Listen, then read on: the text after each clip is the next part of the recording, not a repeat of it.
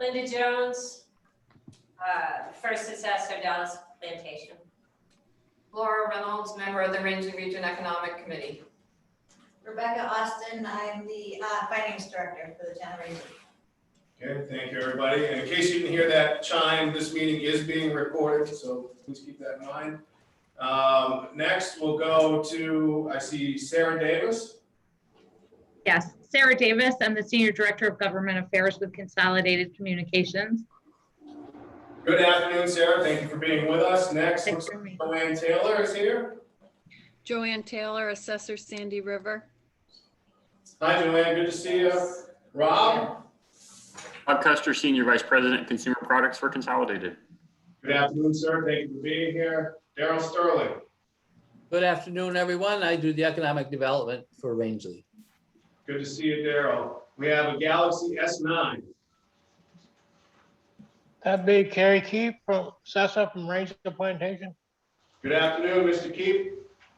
Yeah, your audio is not that great.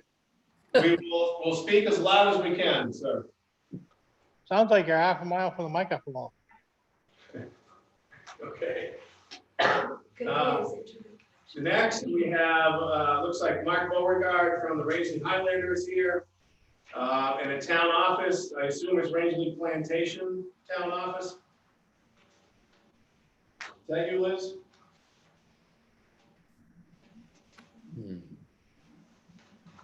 Hi. Okay. Hi there, Elizabeth Sweeney with Rangeley Plantation, tax collector and clerk. Good afternoon. Thanks for being with us. I think that's everybody that's on the list. We're going to go ahead with the agenda. It is 2:06, meetings been called to order, and attendance has been taken. So adjustments to the agenda. Yes, go ahead, Linda. Can I have the Q&A with CCI following their presentation, rather than going through the old? That's what this is. Yes, I would like to do that. Thanks. So we have folks from Consolidated Communications with us today. I just want to say, we're being recorded, a reminder of that. And I do not envision this being a formal negotiation meeting. This is a question and answer session. And if there's anyone from Consolidated that would like to give a brief presentation before we get into questions and answers, go ahead now. If not, we'll go right into questions and answers. So Rob or Sarah, do you have any prepared remarks for us? No, we actually didn't prepare anything. We've met with many of you before, and we came to just answer your questions.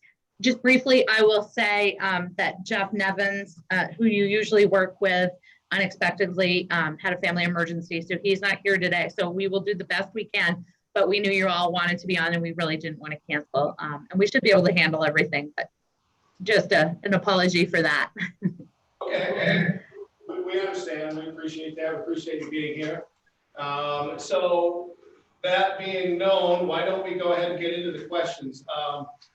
So the first question on the prepared list, would you like me to read that and then allow you to respond to that, Sarah? Yeah, can you do that? Flipping back and forth and not seeing you is harder for me. So if you just read them, that's great. Happy to do it. So question one, previous indications were no additional assessment for installations beyond 150 feet.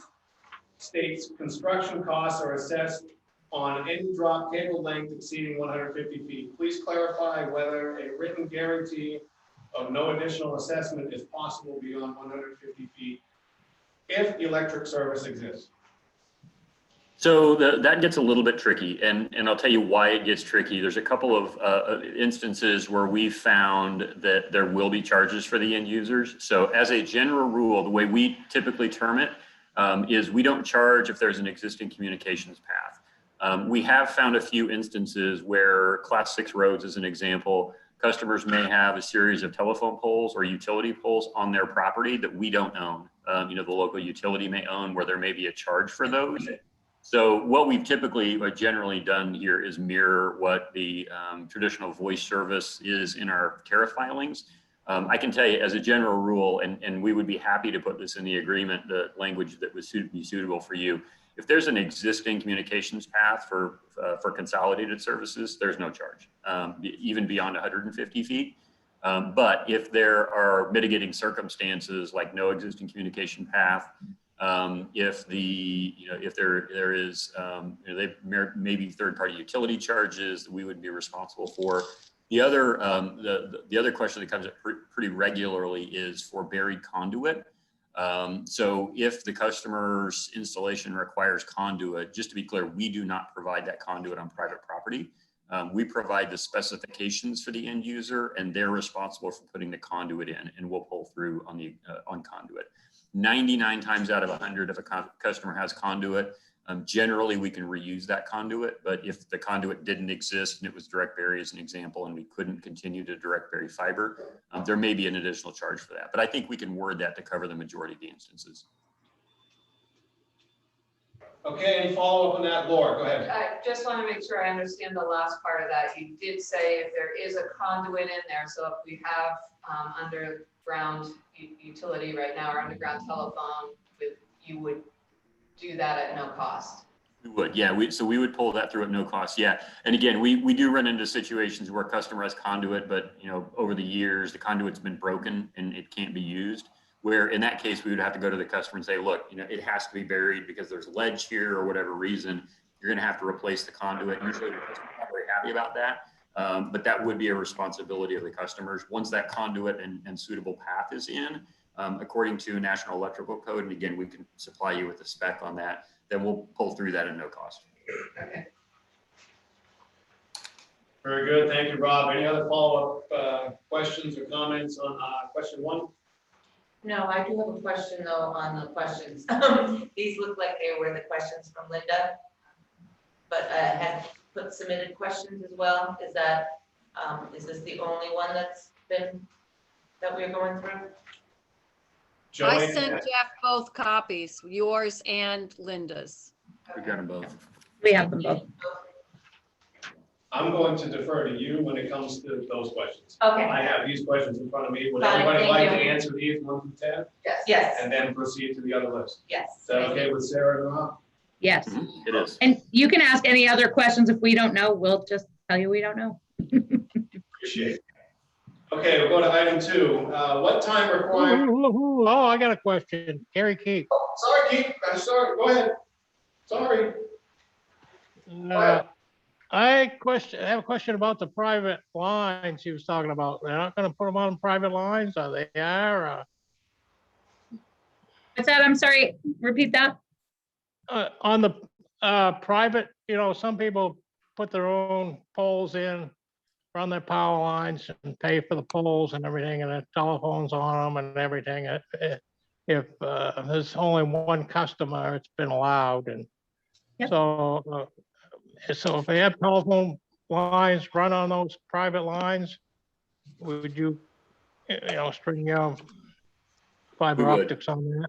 We would, yeah, exactly. We would, Yeah. yeah. The distinction is the cost. Think of it like as extraordinary cost to us. So if we went to a landowner and the landowner said, yeah, and I'm going to charge you hundreds of dollars to be on these poles, we're clearly not going to provide free installation. Or if it was another utility, to the extent they're privately owned poles and the landowner is allowing us to place our stuff on those poles, then obviously there's no cost. We're providing the fiber. It's just there can be extraordinary costs if there's no poles existing, if there's not room to get through, you have to cut trees, that's what we're not guaranteeing. Right. Okay, Yeah. because Ranger Plantation has a line, we have a half-a-mile line we own, and we'd like to get, we are hooked it up to broadband right now, and we'd like to continue. Yeah, and if our lines are on there, for the most part, we're overlashing. So we're not even seeking new space. We're overlashing our fiber over our existing copper cable. So there's no additional cost to that for us. And if you're going from the pole to the house overhead, that's no problem, even though maybe they might have some underground wires to the house. We would follow the path, from an engineering perspective. If it's underground, if the drop is too long from our engineering perspective to lay it from the last pole to the house, then we would go underground. we're not going to place new poles, obviously, in that situation. So then we would see conduit. If there's existing overhead utilities, so if the phone comes in overhead now, then we would continue with that. For instance, I have underground power to my house right now, and it's maybe 100 feet from the pole to the house. Would they run that overhead for free, or if I gotta bury it? I don't mind. I wouldn't mind it going over from the pole is all cleared and everything to the house. I could just hooking it up overhead be fine with me. Yeah, I think that's really kind of a situational call. Typically, for what you described, I don't think running overhead would be any kind of issue at all. Because I don't know if you can run the wire. I mean, I already have telephone and power and a conduit. And I don't know if you can snake anything through the existing wires already in there or not. I have no idea. In some cases, if there's no pull rope in there are instances where they can sometimes use the copper to pull the fiber through. But generally, we really recommend a pull rope. If there's not a pull rope, again, I'm not seeing the physical location, but from what you described, it sounds like something that could be run overhead if the conduit wasn't available. Okay.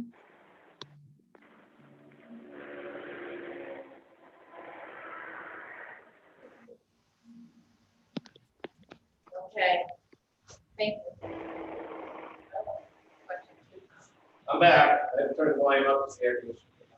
So, question 2. And thank you for that question, Gary. Appreciate it. We've made notes. Question 2: what time requirements would we need to consider for a complete and detailed design to be created before a reliable project plan could be established? Yeah, that's a great question, and it's not much time, frankly.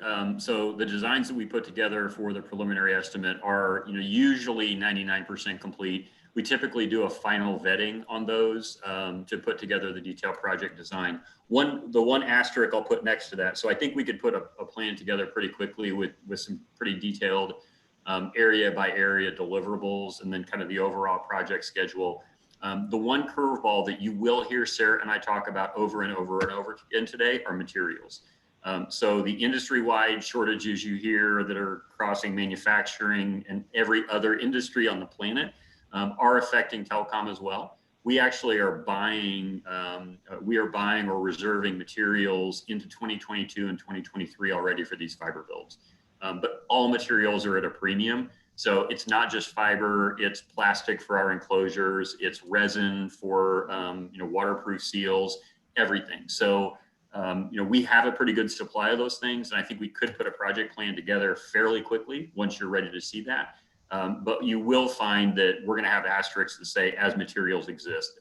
I don't anticipate any major material issues just based on the pipeline we've already established, but those are the kind of things kind of outside of our control that could impact a project schedule. Okay, thank you. Any follow-up on item 2? Yeah, a reasonable amount of time is 2 weeks, a month. Oh yeah, easily. Yeah, I think we could have a project schedule put together for you in a couple of weeks without a doubt. Couple of weeks, great. Okay, any other follow-up on item 2? Gary, Pete? Any questions? No, I don't know if it's the right time to ask it, but I just wonder how many people have to participate, pay for the bond and keep the rates at what we've been talking about. Yeah, that's a great question. So typically the math that we use when we use 2 different kinds of math when we look at that end user fee, and sort of the way that math works is we take the total outstanding debt, we figure what our average penetration rates are probably going to look like. So how many subscribers are going to be on the network, kind of over what ramp period of time, and then it's pretty simple math to get to the number. The numbers that we typically use are kind of industry standard numbers. So in an urban environment where there's a 1 gig provider or another cable provider as an example, we typically look at around 42%, 45% maximum end user penetration.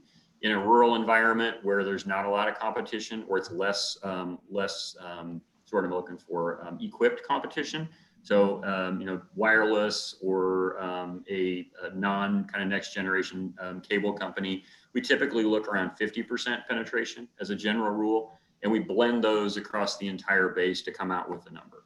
One thing I will tell you, just as a word of explanation, because I know the question's going to come up. In fact, I think it was on the second set of questions. And I think we've sent you a draft kind of generic sample of the agreement. If you don't have that handy, we're happy to send that to you again. I think a lot of what we're going to talk about today will refer to language that's in that agreement. When it comes to the repayment, and this is really kind of a financial needle that we thread. What you won't see in any of our agreements is any language that says anything along the lines that we're guaranteeing a bond repayment. There's no, we're not underwriting the bond, we're not guaranteeing the bond payment. And that really is threading a needle for us and our financials and our debt structure. So if we guarantee the bond, our auditors see that as debt on our books, and that's not a great thing. So typically the way that we structure these agreements are operating agreements. So they're operating expense. What you will see in the agreement is that we guarantee to pay you an operating fee every month. We also will provide you, once you see your financing details, we're able to put together a schedule that says, this is the detailed repayment schedule, month by month by month. We can overlay your payment schedule on top of that. And what you'll see is we always make sure that the municipality is whole. So, the payments that come in every month when those principal and interest payments are due, we always try to make sure that you have at least enough in that reserve fund to pay your principal plus interest payment plus, 5 or 10% float. So what you'll see in the agreement will never say we're going to guarantee your bond. It will say we guarantee you an operating fee monthly, and we'll provide you with a schedule that shows how that lays out. So, and that is directly related back to that end user fee. What you'll find in these agreements, if you bother to do the math, is we're actually going to be underwater on that fee for the first probably 4 or 5 years. It's going to take us that much time to ramp that subscriber base up. We know that. We see these as long-term partnerships. These are 20-year deals. The goal is for us not to make money on that fee, but literally to get enough to fund the operating fee to cover the principal plus interest. So one of the pieces that we always put in the agreements is that, up to your discretion. Is it every 2 years, every 3 years? We sit back down again and we go through, hey, how many subscribers do we have? How does that match up to what we expected that we were going to get? Let's adjust that rate. So I think the rate that we suggested to you guys was $10 per subscriber. What you'll see in the agreement is that rate can never go up. And we reevaluate every 2 or 3 years to take that down as we get more subscribers as we think. Based on our math, and this has been pretty consistent, we think that based on the take rates, we're going to be underwater for the first 4 or 5 years. So that rate would stay at $10 for the first 4 or 5 years. In year 5, 6, and 7, so every 2 years after that, that rate should drop by 25 to 50 cents per subscriber.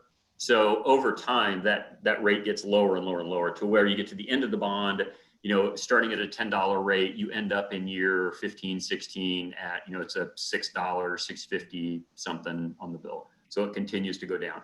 If something would happen, right? Some new technology comes out and everybody leaves fiber. I can't imagine what that would be, but everybody leaves fiber. We have 1 subscriber on the network. We're still obligated to pay you that operating fee, whether we have 1 subscriber or 100% take rate.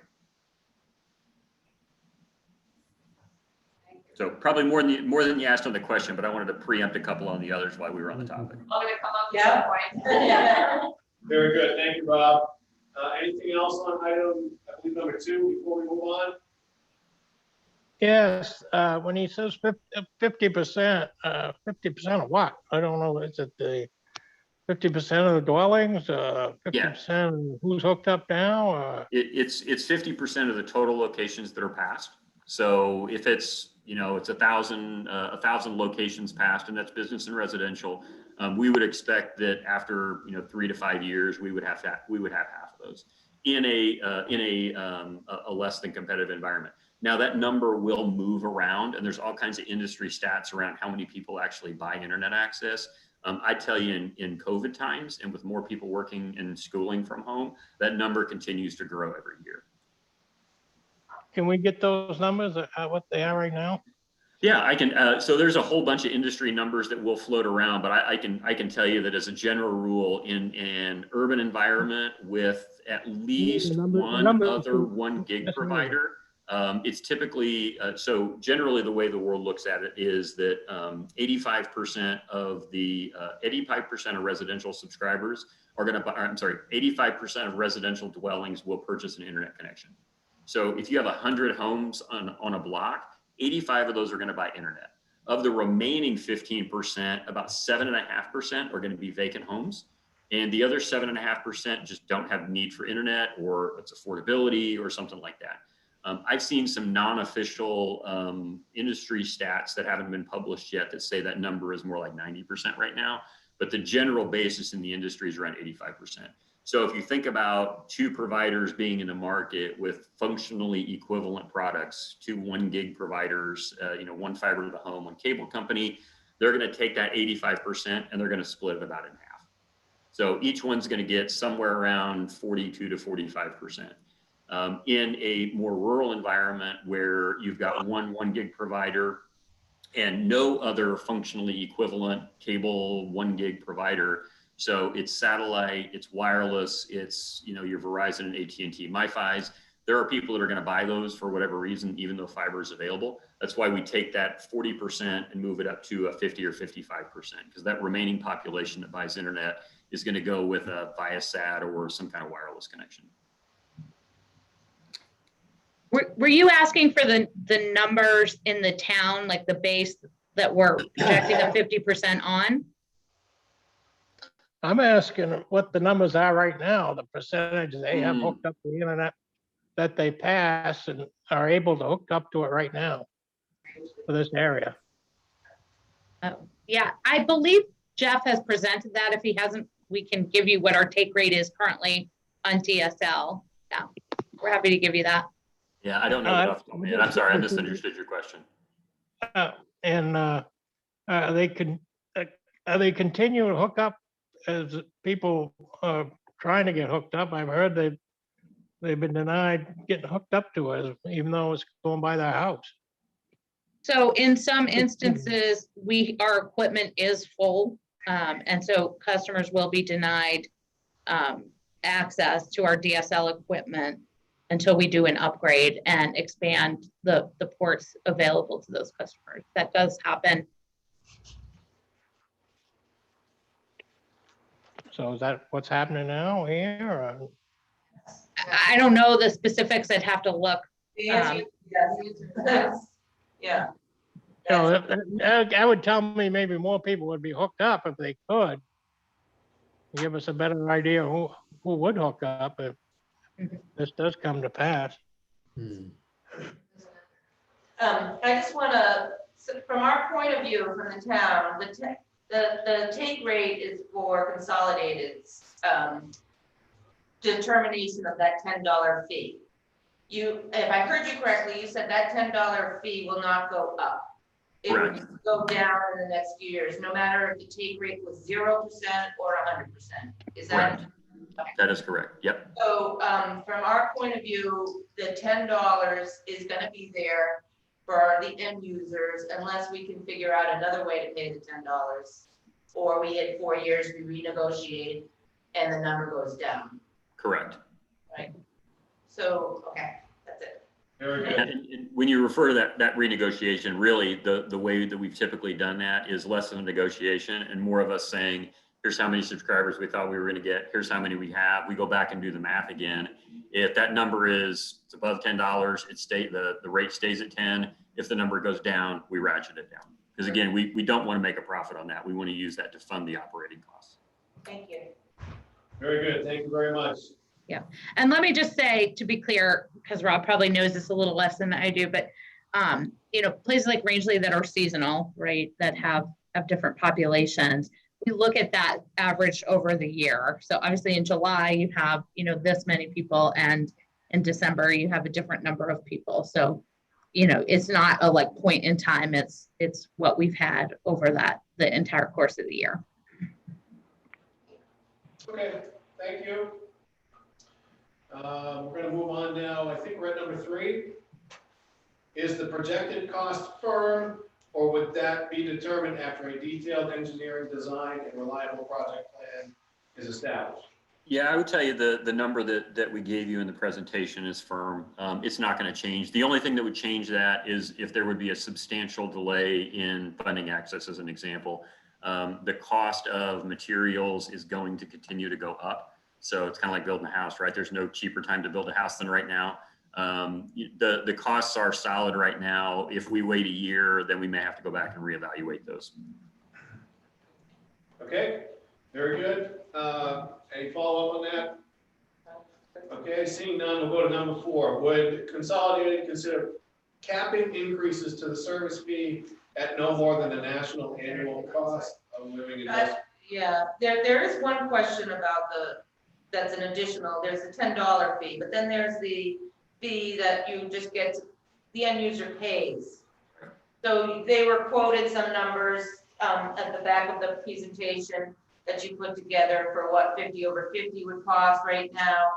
And you used the numbers, you didn't use, well, we're curious as to how that would increase over the years, over a period of time. I mean, would that double? Could you just decide that the number doubles, or how do you do that? Yeah, so I tell you 2 things. One is the presentation that we gave you in December is actually older pricing. We have come out with new pricing since then that is substantially lower. So we can refresh that pricing and shoot it back over to you. We're really going after simple, and transparent. We've taken 6 or 8 different speed tiers down to 3 and dramatically lowered pricing. So as an example, the entry level tier now is a 50 by 50 service that's $35 a month. The top end service is a gigabit symmetrical service that's $70 a month. And the way we're positioning that is there's no contract associated with that at all. We do lock the rate in for 1 or 2 years, depending on which package that you get. And we disclose very clearly up front what that rate goes to. So the $70 1 gig after a year right now goes to, I think it's $75, $77. So it's like a 10% increase. So just know that what you saw before, the pricing is substantially less. What we've done in the agreements to protect the towns from large rate increases, it typically has been to tie the price in the town, the end user retail price, to what we serve across the broader state of Maine or across the broader Northern New England region. So frankly, kind of the transparent peek behind the curtains a little bit is our pricing is the same today in Maine, New Hampshire, and Vermont for these prices across the board. It's actually really difficult for me to do market level pricing. So our intention is to keep as close to regional pricing as possible. So in the agreements, what we've typically done is, our pricing in Rangeley will be exactly the same as the price in the larger state of Maine, or cost averaged across the larger state of Maine. What that gives you the benefit of is when we go compete head to head with Charter in Portland, you're getting the same price in Portland that you would, or in Rangeley that you would in Portland. Thank you, that answered. Thank you very much. Well, I guess a little follow on to that is I'm assuming that you're basing those regional prices on competition pricing. We are. So if competition prices are going lower, you're going to go lower. Correct. Okay, anything else on item 4? Hearing none, we'll go to number 5. Are you aware of any bond funding of CCI's current projects based solely on the CCI contract pledge to cover principal plus interest without further municipal revenue assurances or grant money? So are you asking, let me just repeat to make sure I understand. Are you saying, are we aware of anywhere where we've entered an agreement and it's not covered principal and interest, the infrastructure fee? Is that what you're asking? I think the question is whether or not you have entered into a similar contract with other municipalities where the bond was solely backed by the CCI contract to pay the operating fee to cover principal and interest, as opposed to the municipalities backing it with tax revenue. Yeah, not in Maine. We have not entered into an agreement that's been done. We have two other agreements, well, three other agreements that we've worked with towns on. But they've either had financing, they've had some funding through like wind money or other things, or some portion of it has been offset with a grant from the Connect Maine Authority. So we don't have one that is exactly like this.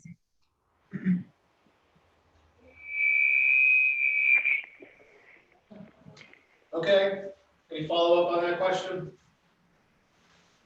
All right, let's go to number 6. Are you aware if there is a state of Maine definition of eligible locations or residences for broadband that would affect the scope of this project? So in Maine, just as of today, breaking news, the Connect Maine Authority changed their definition of unserved. They consider places that are unserved to have less than 50 over 10.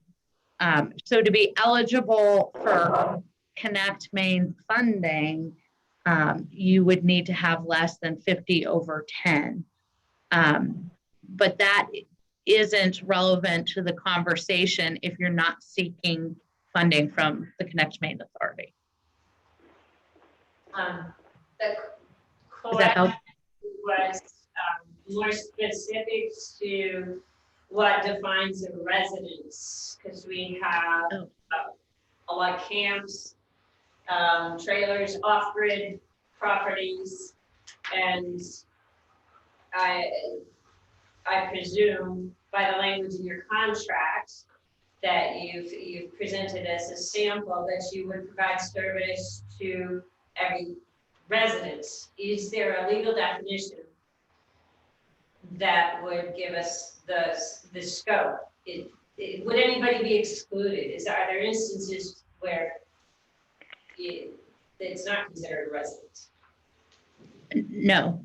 I mean, if to the extent somebody wants to purchase broadband and they're within the scope and there's not extraordinary costs like we talked about, they would be included in that and they would be served. We typically talk in terms of locations. We call it a location, a place where broadband can be provided. So that residence is not intended to exclude, but I'm not aware that there's a definition somewhere you can look to give you comfort on that. It's just the way that we've always provided service. Okay. Any other follow-up on that? Very good. We're at number 7. What requirement is necessary for CCI to fully engage in negotiations to contract? Second part is, do we need to have an established legal entity such as an interlocal corporation or a formal decision to opt in or out by all municipalities? So from Consolidated's perspective, and this is subject to legal review, detailed legal review, but my understanding is to the extent that towns are willing to sign on to a contract, we don't need an interlocal agreement between the towns as long as we have the towns as signatories. We can't contract with an entity that hasn't been properly bought into by the towns. Does that make sense? So a shell, essentially. So for us, you know, there's no requirement either way, but you either have to provide to us 5 towns willing to sign and take on, you know, the obligations of this contract, or otherwise present us, you know, an entity that is established under Maine statute. Because we're obviously not going to contract with sort of a nothing entity, if that makes sense. I can't either. If you go out and go back in, you can. Hang on a second. I think Liz has a question. Yeah, you should be able to get back in with your phone. These are recorded. Liz, do you have a question?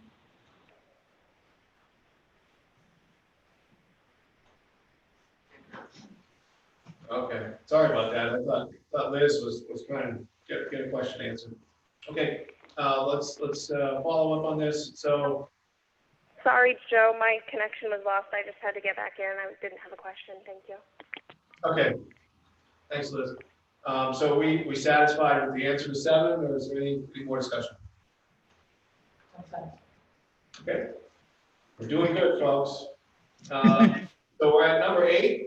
Should one or several municipalities not opt in at this time, how would that affect the timeline in preparing a detailed design and reliable project planning cost?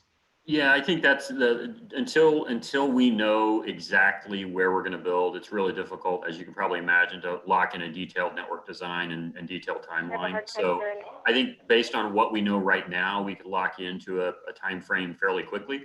And the way that would probably look is, when does funding start? So once funding starts, that's project begin, and we could lay out the timeline beyond that. Instead of saying, August 25th, it's probably funding is received in this day is typically how we do it. Fund date starts here, and this is what the project looks like. I do think that not knowing, I think we have to know who's in for sure and who's out before we're able to deliver that detailed project timeline. Yep. And I would say, we talk about a firm cost. The firm cost is based on road miles, subscribers, assuming you're all in. So that would change, in our model based on how the road miles change, how the subscribers change. Yeah. If somebody leaves. Yeah, and back to so it just continues ripples in the pond, right? And I think that's probably the most important question is where are we building and who's all in. So it affects the construction timeline. It affects the things that Sarah talked about. It also affects that end user $10 fee. If there are large numbers of subscribers removed, then even though the percentage penetration stays the same, the overall base is smaller. The network cost would come down as well, but we would have to do that math again and make sure that the $10 was still good. Excuse me. Okay. Any follow-up on that? Okay, we're going to number 9. Would the build out be enabled in winter conditions, and are there temperature or snow cover considerations? Sarah and I think we build generally all year long. I'm not going to tell you it doesn't change anything, but I'm not sure that we have a spec about snowpack, or I've never seen anything about specific snowpack or temperatures. But we generally build all winter. Yeah, the only time I've seen us have to move construction areas is where there are large drifts in the right of way where we're putting aerial construction up. We can't get a truck in there. Once that's gone, we can go build wherever we need.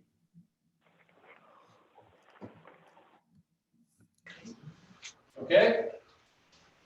Let's go to number 10. Is funding of the project tiered? Deposit to contract, percentage payable upon start of construction, and remainder due upon completion.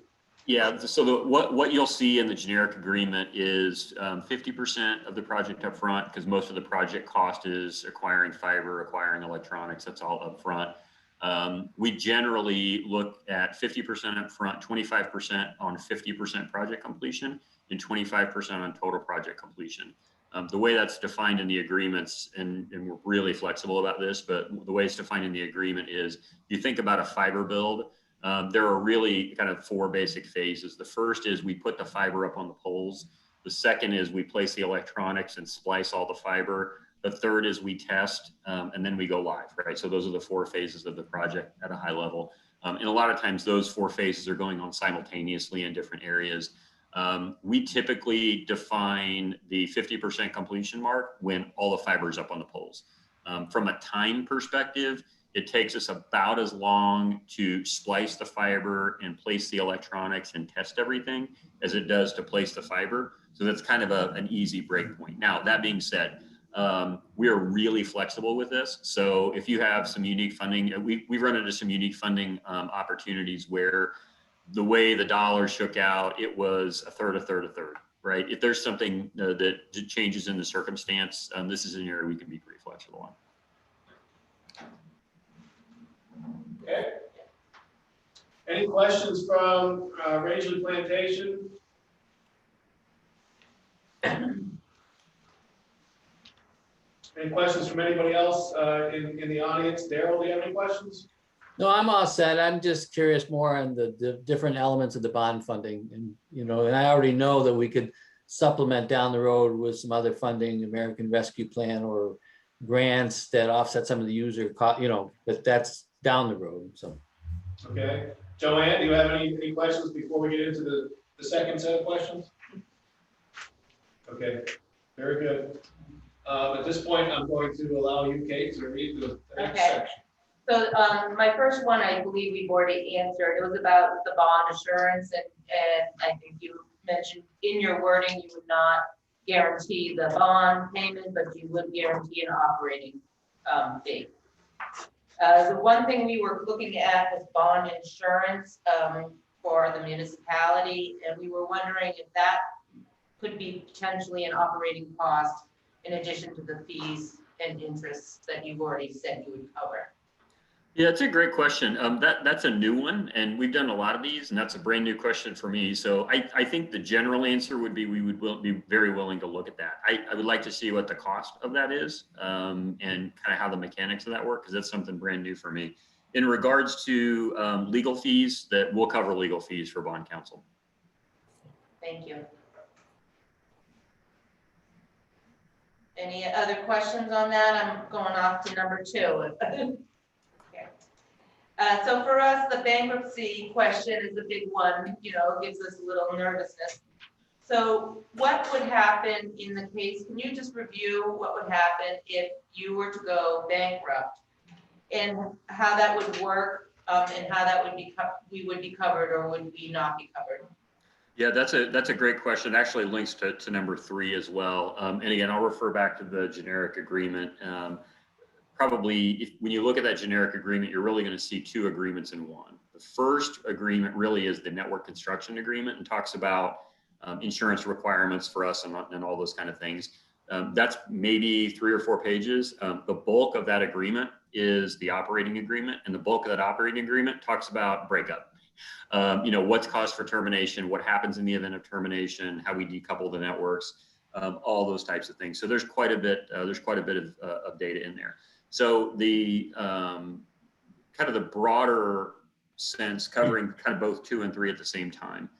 In the event of default or termination and bankruptcy and an outright sale of the company in the current agreement language would both trigger the municipality's ability to trigger a default. A couple of things can happen. Some are more practical than others, but if you look kind of at the scope and range of opportunities, one is that the municipality says, hey, we're going to go run this network ourselves. Most people say we have no interest in doing that, but it would be an option, right? You would have the option to go run the network yourself if you wanted to. The second option is you ride it out, right? Whether it's a bankruptcy or a sale of the company, is anything going to change? You know, in a lot of the agreements for like company sale, there's probably some sort of assignment right in there. Wait and see what happens, and if everything turns out fine, you just continue to move down the road. The third option is to take the network and put it back up for bid again.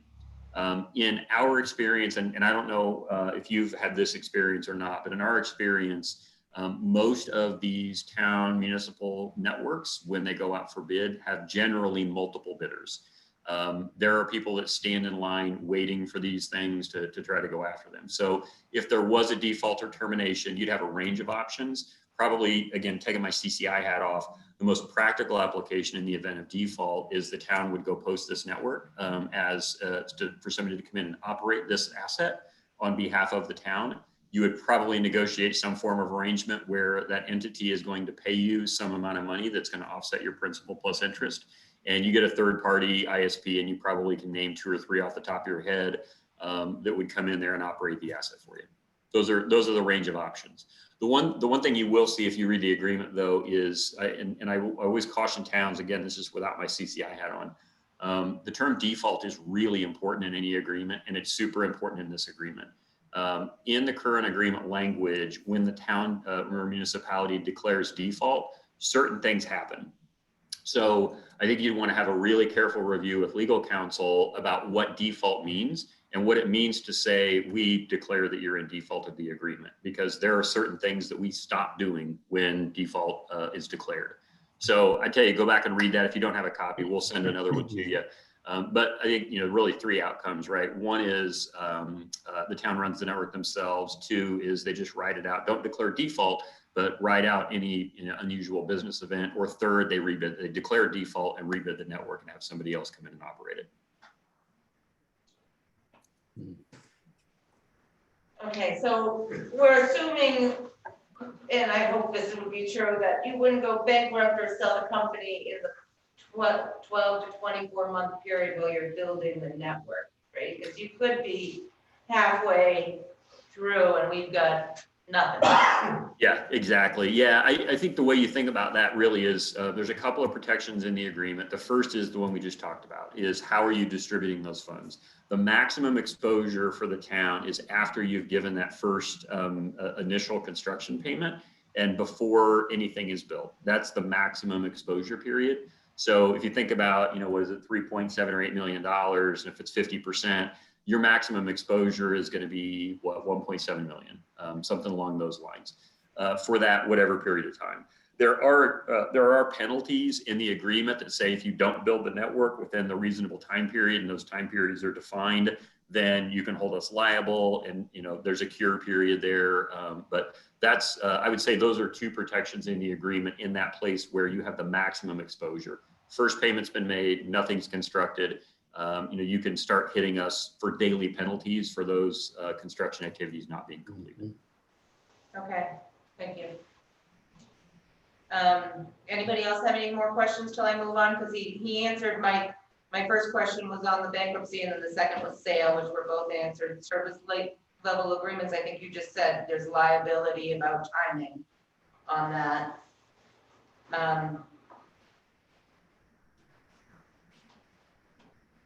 right.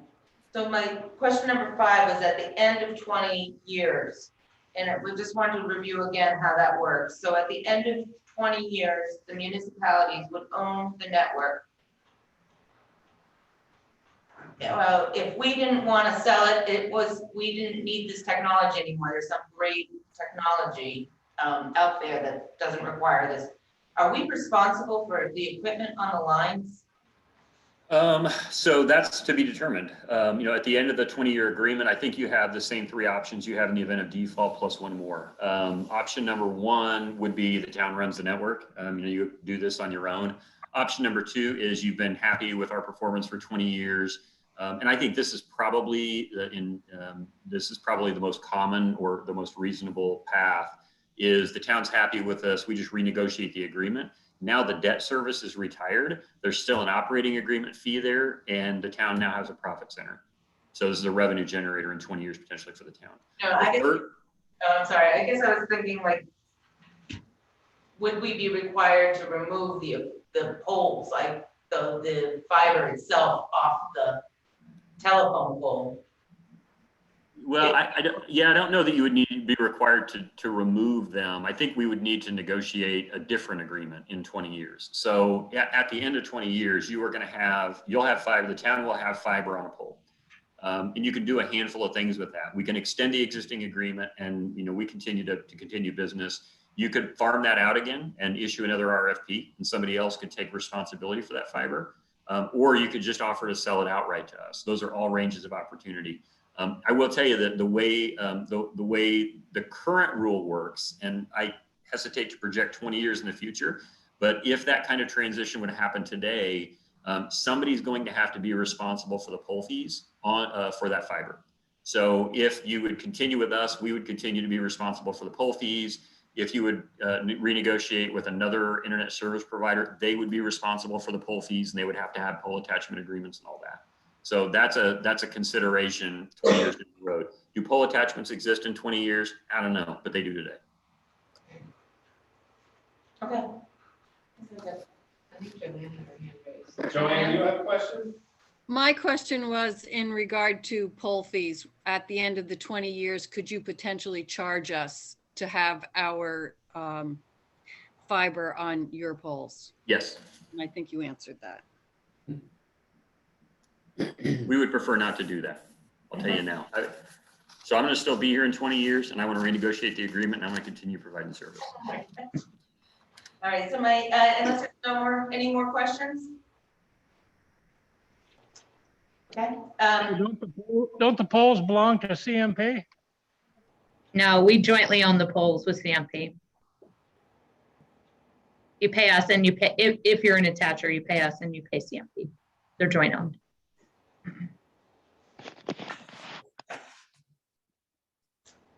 The next question has been pretty much answered with a $10 customer fee. The question was, can we eliminate the additional $10 per customer fee, and what would the cost be? My thought there was, if we were to get some sort of funding or bonding or grants to help us, could we get that to eliminate that $10 additional fee to the end user? And I think you've answered how you would do it over the course of the 20-year period, but you haven't given us a dollar amount of what it would be to buy it out, I guess, that fee. Yeah, the one thing to keep in mind, and again, taking my CCI hat off, the municipal bond agreements that I have seen do not allow for prepayment. So that's one of the key elements here, right? Once you get the municipal bond, that fee is pretty much locked in. And even if there were additional grant funds, I don't know that it's going to go to repaying that. So actually the way that would work is you would have to give that to us to fund the operating fee to lower the end user fee, because that principal and interest payment is going to continue to tick away once a municipal bond is taken out. But I think that's a question. Would you allow us to give you that money to then lower the user cost? We would. Yeah. And I'll just say, so we touched on it earlier, but we're in the process of other agreements here in Maine, and sort of the easiest way, if the timing works, is to try to get the granting before. And so then the bond that you're taking out is lowered by the grant funds that are offsetting that. And then the repayment schedule is set up with the lower amount. The user fees lower because there's a lower amount to be repaid, so on and so forth. That's sort of the ideal situation.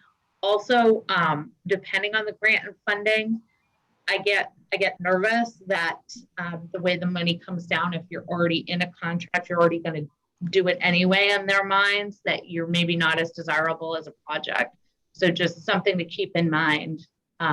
We ran into that with the Connect Maine last round of grants. You can't already be willing to do it. So a contract is sort of evidence that you're already going to do it, right? So just stuff to think about.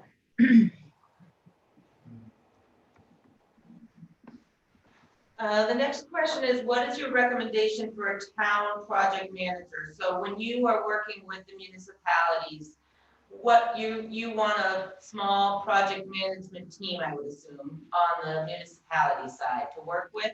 Do you have any recommendations on what type of person who that is? I'll leave that up to you. Yeah, we don't necessarily need a project manager. So I'll tell you what we will provide is we will provide project management skills. In fact, I don't know if you've met Jeff MacGyver. I think he's been on some of our other calls. Jeff is our project manager for these implementations. He's done, probably coming up on a dozen at this point, and more than that are even in progress right now. So what will happen typically at the start of the project through the fiber build, let me back up. Before the fiber build even starts, one of the things we do once we have that locked down, this is what we're going to go build. We like to sit down with the municipalities and go through that. If there are certain places that you want us to target early on, and we can do that in the build plan, we want to do that. So we really see this kind of as a two-way street. It is very helpful to have a single point of contact with the municipalities if we possibly can. Not everybody's that way, but if we have a single point of contact, it does make life a little bit easier. So what we provide after we have that initial meeting is a map of the entire area, and we'll break those up, the entire geography into, I won't call them neighborhood levels because they're a little bit larger than that, but it's where we place our fiber distribution hubs. And in Rangeley, there's probably going to be somewhere between 6 and 8 fiber distribution hubs. So imagine a map of the entire geography that's broken up into 6 or 8 areas. These areas do not follow town boundaries. In fact, we may serve some areas that are outside of Rangeley, and we have a corner of one property that's actually served from another one of our wire centers or central offices. We'll equip all those. So once those areas are built, those are our construction areas. And the way we build is we'll run, however many crews, right? 2, 3, 4 crews in. We start at those main fiber hubs, and then we work our way out from there. So again, as we're working through that collaborative process, it's, where do you want us to start? Are there any preferences? And we try to accommodate that as best as possible. During the fiber construction phase, we typically provide you with an update every, it depends on how quick the fiber construction goes, but it's typically every 2 to 4 weeks. And what we'll give you is, you'll have the map. Each one of those maps has a letter or color code associated with it. We don't do numbers. We do letters and we do letters and numbers, letters and colors, because we don't want people to think that area 1 is the first one to get done, or we prioritize that way. So we'll give you a schedule that says the same layout that I gave you before: fiber construction, electronics placement, fiber splicing, testing, and turn up. And we'll give you percentage complete by each one of those areas that we put together. So typically early on in the fiber construction stage, that's every 2 to 4 weeks, depending on how quickly the construction's moving, how many miles of fiber we're building. When it starts to get into splicing, testing, and turn up, then we typically provide weekly updates until we have ready for service on all the locations. So that's what we'll provide to you. We have had towns that have provided project management capabilities, and what I saw out of those folks was less project management and more communication management. So they had somebody that was assembling those project updates. They were assembling, where are you building this week? They were the ones that were posting on the town Facebook pages or putting on the town blogs, just to make sure that, they were facilitating the communication. So if you have somebody, we'll provide that information to you. If you have somebody, it's probably more of a communication role than a project manager role. To me, yeah, from our point of view, the communications will be very key as to setting the expectations correctly to the end users. People will call, it's a small town, they'll see a truck, they'll want to know. So those things will have. I'll tell you the number one thing that we always want people to get, and it's something I said before, the fiber construction takes as long as the splicing, testing, and turn up. So where the phone starts to ring is, I just saw a truck go by my house and they put a bunch of fiber up. When can I sign up for service? Well, it's probably going to be a bit, because there's a little more work than that to do. So that's the number one expectation controller that we can get out there. Okay, thank you. Any other? I think you answered the next question. Would the implementation of all municipalities happen at the same time, or would you go town by town? You talked about it would be the hubs. You would start at the 6 hubs, 6 to 7 hubs, and you would do that simultaneously? We would. Okay. The next question is more a customer service question that I know we'll get from the townspeople of Rangeley, because it's one that I hear all the time. Your standard time for customers to schedule an upgraded service. So let's say we've got this, we've gone the 2 years, everything's up, running, you're ready to take customers. Right now, when we call Consolidated to ask for an upgraded service or a new service, it is either 2 to 8 weeks away, maybe not more. So the DSL issue that Carrie brought up and Sarah talked about, they're at full capacity at a lot of our hubs. So a lot of the answer is we have no idea when we will get you service. So the worry is we do this wonderful thing, we allow all this great service, and then it's going to take for 10 customers to get on 10 weeks, let alone the whole town and municipalities. So what happens with this new service, and how is that going to work? Yeah, so the way this will look from a town's perspective, I'm going to give you 2 answers to that. One is when the build is first completed, and then what is kind of business as usual beyond that. So as you can imagine, when we do the initial build, we get this wave of orders that comes through. By the time so I'll tell you what we do now, and kind of the iteration will look like by the time Rangeley would turn up. Today, when we do these fiber builds for entire municipalities, it's typically 6 to 8 weeks before the first end user is ready for service.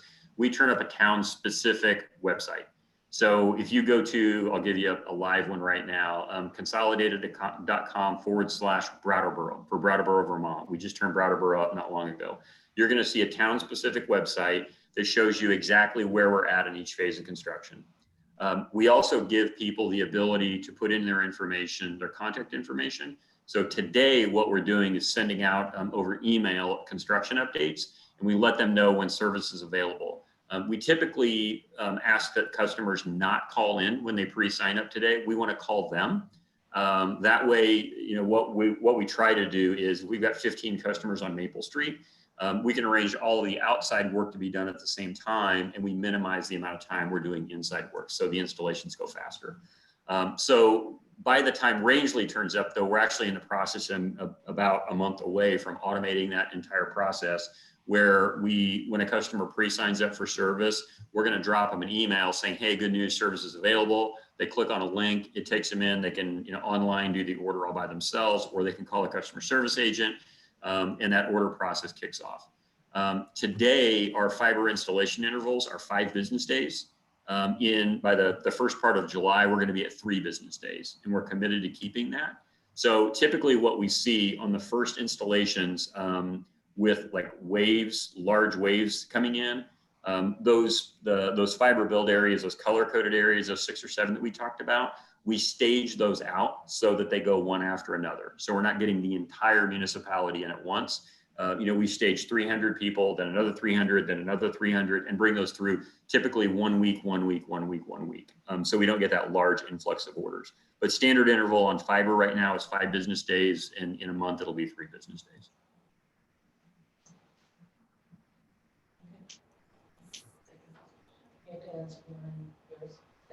Okay, only one. So the next question is, to do all this, we understand staffing problems up here. So we're wondering if you're increasing your internal staff right now and technical staff to do all these projects that you're signing up. We have, yeah, and we are. So two different answers to that. One is from the back office perspective. We're staffing up. We actually created a fiber specific call center that is doing nothing but taking orders for fiber customers. And you know, they're some of our most experienced seasoned reps. The technical support process, we've actually just changed our support process where we're routing fiber calls to more seasoned agents first, because those customers typically have a little more complex home installation with the amount of bandwidth that's coming in. So we're trying to get a higher level of technical experience up front with those. From a construction and materials, or from a construction perspective, I think the update I heard the other day is we have 144 fiber crews working right now, building fiber. And from an installation perspective, we have plenty of open slots right now. In fact, I think we could move to that 3-day interval today. We're waiting on some systems changes, but from a manpower perspective or a labor perspective, we're absolutely staffing up for fiber builds. And this would be a part of that. Okay. My last 2 questions are kind of this, the same concerns that you, from a CCI's point of view. And then also, if we were not to be able to make our August bond application and moved to the November application, what issues do you see that would happen as far as timelines and parts of the negotiation? Meaning, would it affect the 12 to 24 month implementation time period? Or do you see any issues? Yeah, I'll take a first crack at this, and I really want Sarah to weigh in on this one as well. So on number 11, what concerns do I have? Without question, number 1 with the bullet is materials. That is going to be a challenge for everybody in the planet for the foreseeable future. I feel really good about where we're at, and just because we're ordering long lead times. You know, we're making actual purchase order commitments to all of our vendors going out to 2022 and 2023. We're not just saying, hey, we think we're going to be ordering fiber. We actually, and this is, I don't know that this is public, but I'm going to tell you anyway. So we source fiber from 4 different vendors, there really only are 4 vendors for fiber on the planet. We source from all 4. One of those vendors is actually firing up a fiber construction line just for us. So they're going to have an entire assembly process just for us. But fiber is great, but it's not the only piece of materials in the chain. It's everything from, again, resin and plastics to chips in the DSL, or I'm sorry, in the routers that go in the house and the electronics on the side. So I feel good with where we're at, but until we start seeing excess supply, which there is 0 of right now, that's number 1 concern without a doubt. Sarah, what do you think? Well, I'll just add my concerns. It's certainly like probably a lot of anxiety about the unknown, but with the gobs of federal and state money and municipal money, and the you just don't know how many people are going to try to be building broadband, and so that it just feels like is going to exacerbate the material issue. And so I don't have any concrete evidence of that, but I panic. I'll just tell you, it feels like there's going to be an influx. Also, we really ramp up our construction going into next year here in Maine. And so I feel like everything that we can get done faster just bodes better for meeting the timelines, meeting them more efficiently. I think that's where you get into us being more likely to meet the 12 as opposed to 24, those kind of issues. So I don't think that we can't meet what's happening in the contract. It's just if you want to be on the faster end of that, it feels like time is of the essence with everything coming. Okay, those were all my questions.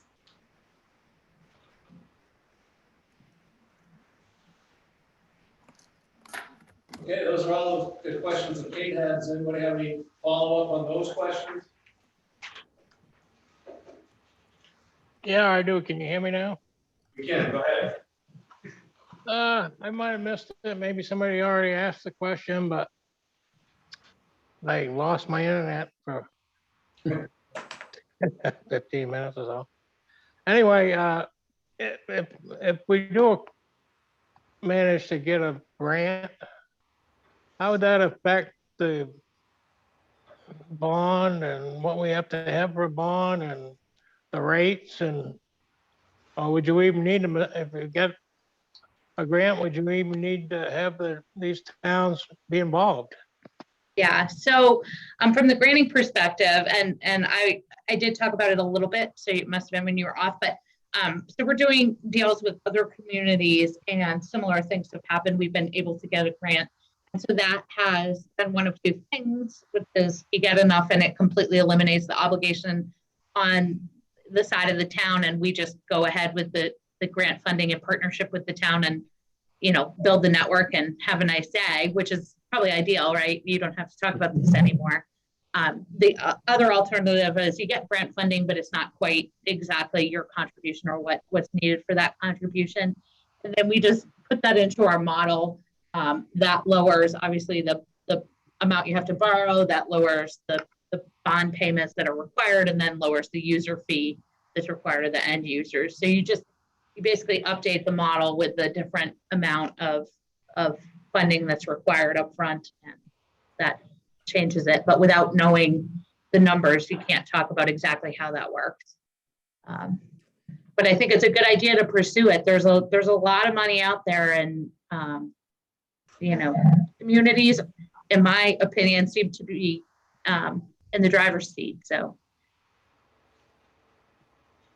Well, if anybody needs a bond, a widespread, sprawled out community like this that don't have enough users to pay for it, so we think we'd be on the top of it. absolutely. So in the latest grant round, Consolidated, in partnership with communities, applied for grants. We won both of them, and they probably don't look even half as good as Rangeley in some ways, because they had some level of service in certain areas and other things. So yeah, I mean, there's no reason you can't be at the top. And I think that they favor, my experience has been that people favor partnerships of multiple communities. But if we go for grants, it's going to extend the time period and potentially impact the material cost, right? That's the flip side, right? So they all have different time periods and different awarding periods. That is the absolute flip side. I think they basically told us from this, our point of view, it would definitely not be a 2021 situation. It would be a I can't hear a word you're saying. Yeah, I was saying I was pretty sure on the grant situation for Rangeley, that would mean it would not be a 2021 project. It would be if we went for a grant, got the grant, applied it, got in the line, it would be early as 2022. If that's what I heard. Because of the timelines, that's what they told us in our last meeting. Yeah. So We were also told by Connect Maine that our community wouldn't be eligible to even look at it until September, but Right. it would require community dollars. It's never 100% funding. And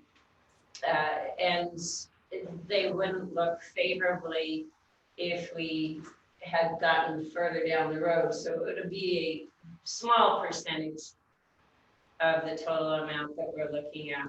Yeah, well, remember one thing. So when we submit a grant application, it's the total cost of the project. And the total cost of the project isn't just the community portion, right? It's the consolidated portion as well. And so there is already a match with respect to that. And so the other ones we've seen, it's reduced the community portion pretty significantly because the CCI dollars are part of that match requirement. And that's why we won both, because frankly, there was a lot of money on the table, whereas other communities were coming in and asking for 80 or 90% of the project.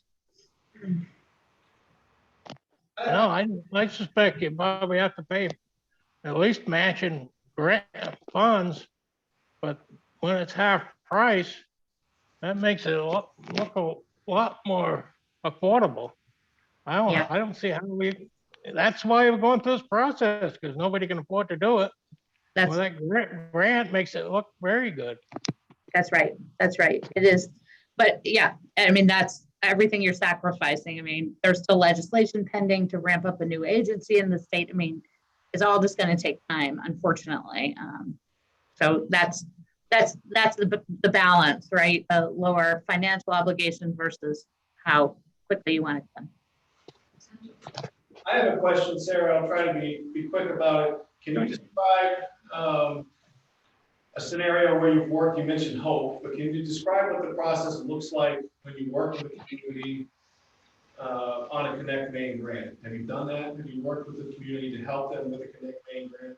Yeah, so we just did one. So the town of Long Island, as well as the town of Eastbrook. But with the town of Long Island, we put the grant together. We thought politically it was important it came from the town of Long Island, which I still think is right, because there's community applications and provider applications, and the state is obviously leads toward the community. But we have largely done all of the grant. And when we don't, there tends to be issues because communities focus more on things that are important to them, whereas we focus on the technical stuff, which is really what the Connect Maine Authority is looking for. And that's no offense, right? But everyone loves to tout their community and how important it is, whereas the Connect Maine is really saying, what are you going to do? So we basically do all of that. We submit it, with the community as the applicant, us as the provider, as a true partnership. And that's how we do it. And then we take the total cost. I don't know, I don't have in front of me your percentage of unserved, but we take the total cost. You could only consider areas that are unserved, but with the new definition of 50-10, I'm guessing that is, 90+% of your community at this point that's probably unserved. You can only seek those locations, but we take the total cost of those locations and submit it that way. We figure out the best points because we want you to win. So maybe we ask for a little bit less money, which means you maybe a little bit more debt, but then you're guaranteed to get it as opposed to waiting another year till the next round comes out. And we've been successful. We've done a few of them. We go to every meeting of the Connect Maine Authority. We understand what they're looking for. So we're pretty good at knowing what's going to win and what's not. Yeah, Sarah, I would like to follow up with you on that too. Yeah. That would be great, because I've done some Connect Maine Authority grant through the service providers in other areas of the state. So yeah. You're basically the only game in town, so to speak, for Rangeley. So it would be a good fit. So let's follow up if we could. Yeah, absolutely. I think it's a great idea. I don't know when they're going to release their next round, but they did say today they're going to put together a statewide RFI for some NTIA money. And I don't know what that's going to look like until the RFI comes out, but that's also a potential. It looks like the state is going to draw the money directly from NTIA and then target some areas. So that's a yeah. I was just on a webinar for that last week. And there's some other things, as you touched on too, that the Maine Broadband Finance Authority might be developed Right. with the bonding powers, so to speak. That's right. So yeah, it's all percolating right now. So what we Right. need to do is get Rangeley's project in the hopper, but then figure out maybe there's a couple offsets that we can do through this. Yeah. So.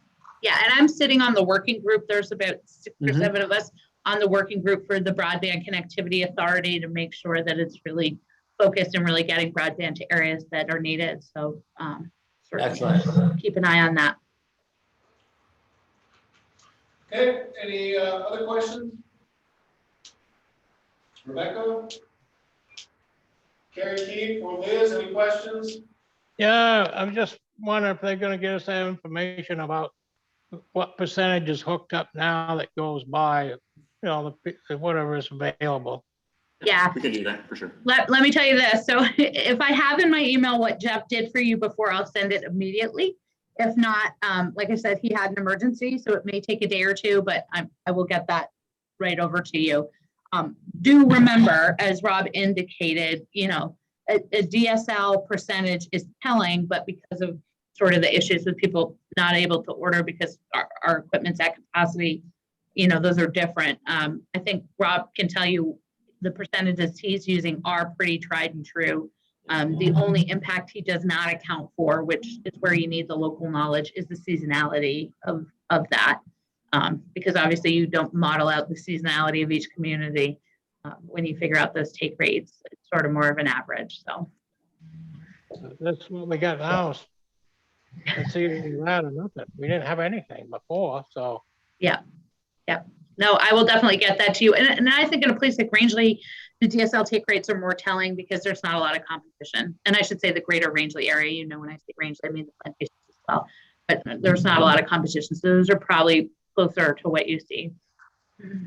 I know these people that's trying to hook up, they're not getting hooked up or whatever, then maybe you can get them in the counted for when you're trying to figure the percentage. Yeah, I'll see if we have any information on orders that we've had to reject when I have that. Yeah. Okay, last call for questions. I do actually just popped up one question because of Carrie's question. It's a good point. Let's say we agree, we all go forward, we go to the bond, we say, September 1st, let's start this thing. The people who've been waiting for 6 months, right, to get DSL, we can tell them to wait a year and then they'll get fiber. But they probably don't want to wait a year to not have any internet at all. Right. So are you going to stop doing upgrades and continue? Well, no. For the period of time while it's being implemented, like people would be on hold.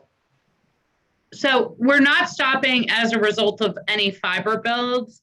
I will tell you, as a matter of corporate strategy shift, our upgrading our DSL availability has slowed because our money is more being targeted to fiber.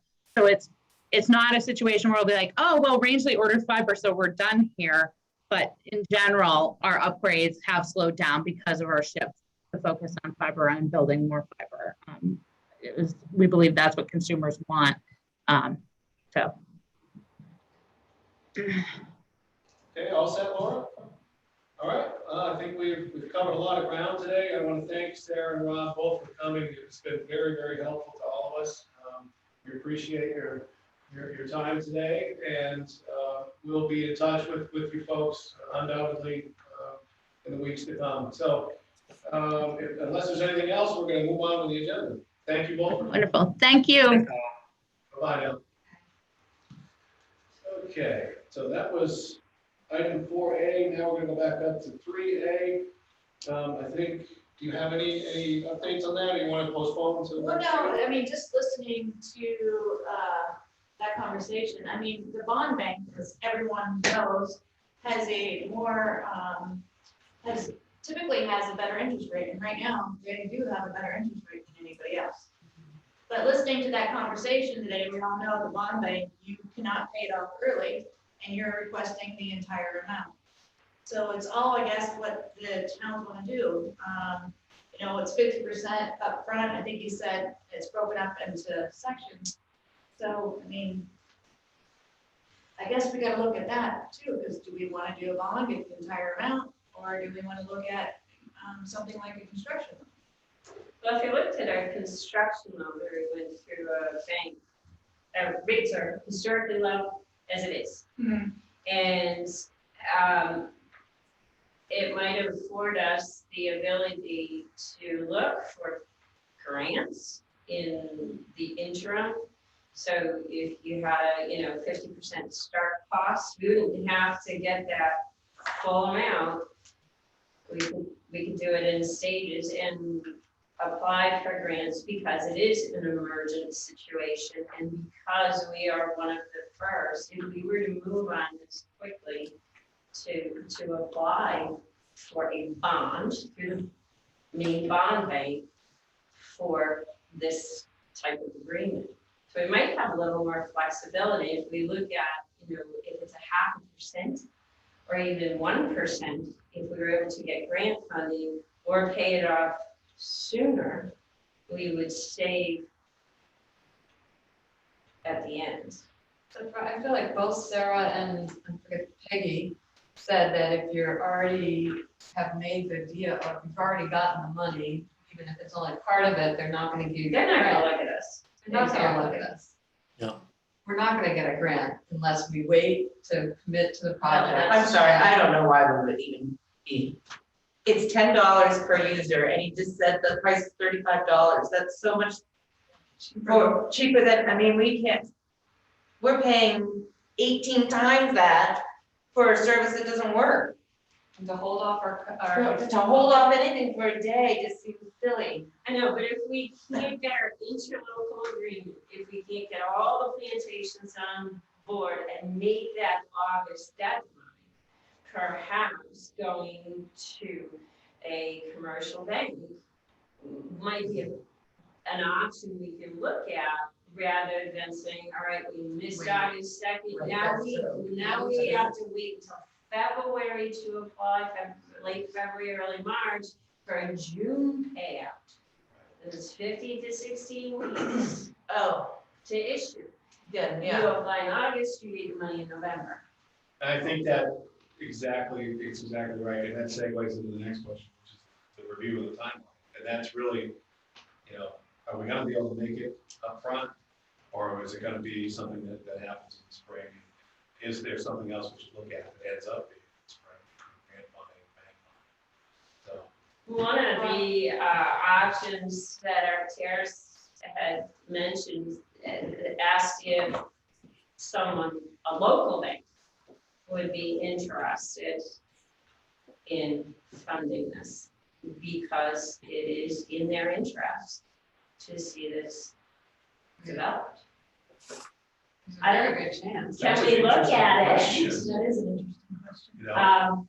Maybe in our. I put it out to a local banker to see Can you if they'd be run it by a interested. local bank? So it's different, Formally it becomes ask the different. It becomes, all we can do is ask. You can definitely informally ask the question, that's. What they say. If you don't ask, you don't get. Right.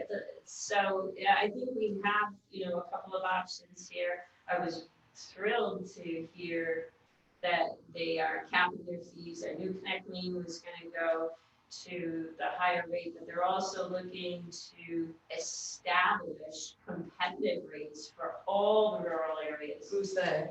Banks? Connect Lane for broadband throughout, so we don't find ourselves in a situation where, we'll give you the broadband, but you're gonna pay through the nose because we're the only, Right. Viable option. Because when we talk about choice, a lot of things that you can choose, but they're not affordable. So if we're bringing the element of public funding in, it has to be accessible to everyone. It has to be affordable for everyone. And where's another one? And this hits all of those targets. What did the local banks say? Well, I don't know, it's a process. They're very interested in talking, of course, because it's, potentials they are. But you gotta be careful because those are things that you have to RFP. Yeah. No, I understand that, but we haven't. But you go to an no. We'd have to go to an like when the Yeah. banks do, That's right, yeah. I'm waiting for the project, I mean, we have some basic facts that we can work with. And if we don't just initiate a conversation and say, okay, what do you need from us? What would you be looking for? What would the rates be? So do we want to segue into item B, talk about the timeline, because these things kind of hinge on, where the passage of time takes us. Do you want to go into those now, or do you want to, what's your pleasure? Well, the timeline's set as far as the warrant articles, and until Sandy River gets their votes in.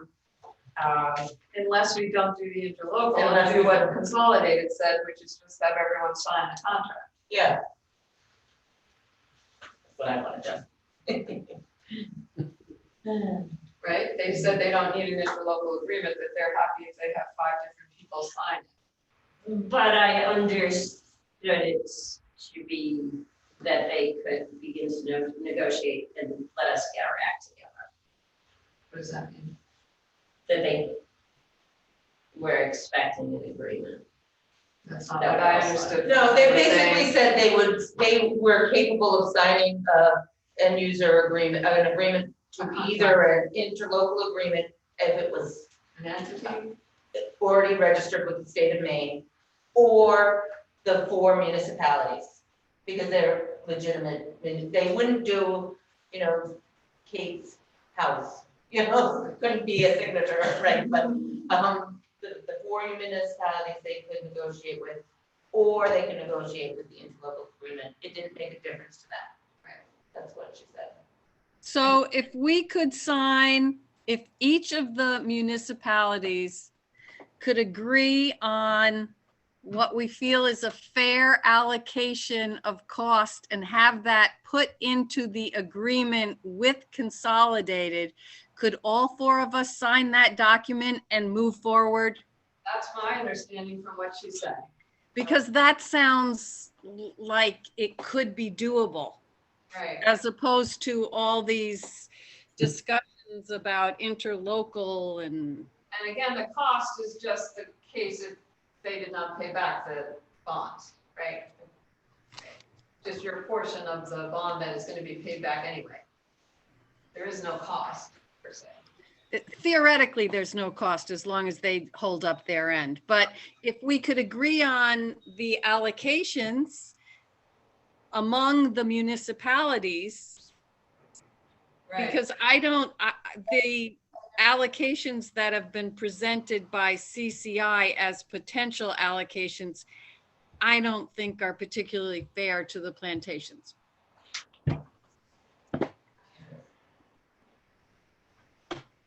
I'm curious as to why, but that's okay. I mean, I don't know how you're ever gonna, you need to, why don't you do this, Joanne? Why don't you write down what you feel is the fair way to, I think I did that. I put that in the document that I sent to you, where I'd suggested that the plantations assume 50% of the cost and Rangeley take 50% of the cost. And then that 50% of the plantations would be divided among the plantations.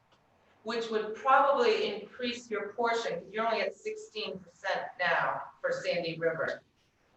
Your allocation was 16.7%.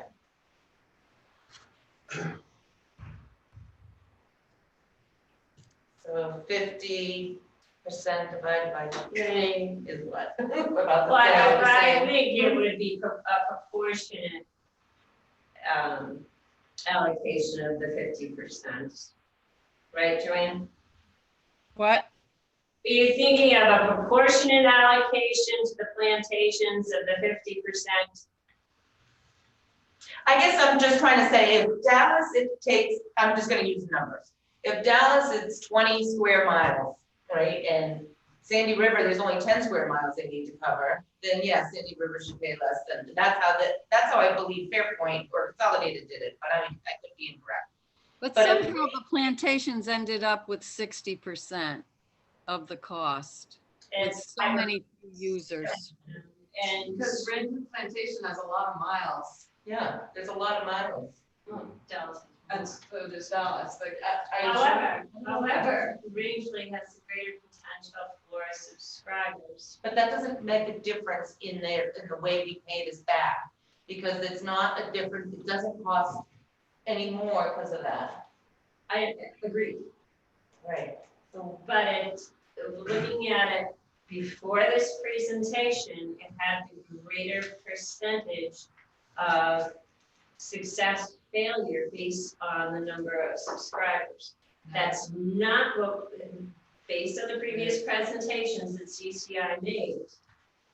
Looking for a 40% penetration rate, subscriber fee was gonna be reviewed in 10 years. It was not clear that that subscriber rate would be capped, or the plans. I'm gonna tell you, that's a moment in time, because I'll tell you right now, Sandy River Plantation, Rangeley Plantation had 0, because they didn't have DSL. And then when they got DSL 5 years, I mean, they had I nothing. don't think that's what she's talking It's about. not- She's saying, pick rate, No, she's subscriber saying that rate. she thought that before today's presentation, that if we didn't meet the 40%, that the fee was gonna be going up. She Oh. realizes now And that a that's greater not. Oh, chance okay. for defaults, less affordable for the subscribers. The So she- risk was perceived as being far greater. I get you, okay, I'm sorry. Okay. So we want to talk a little bit about the timeline. I guess the question is, I think we established last time, before I get into the question, the establishment was that we're probably not going to be able to apply a bond and have an interlocal corporation by August 2nd. They were pretty clear on it. So the next question becomes, is this group passionate enough to bring the proposal that you're putting on the table to all of the elected folks in each community and say, interested in fast tracking this, these are the steps involved, and try to accomplish that by August 2nd? I guess that's my question for you. Is that incredibly accelerated? August 2nd is because of bond. That's right. I have a suggestion, if I could.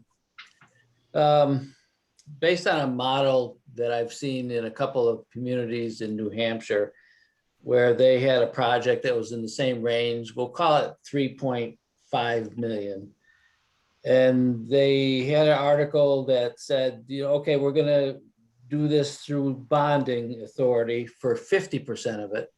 But the other 50% could be a combination of construction loans, grants, or other sources to be determined. What that might accomplish is we can move forward because we have 50% of the money going through the bond.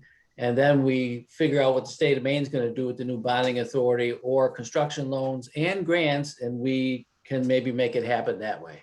Just a thought. What's the likelihood that we could get the other 50% through the bond bank if we couldn't secure the other 50%? Do you know, Darryl?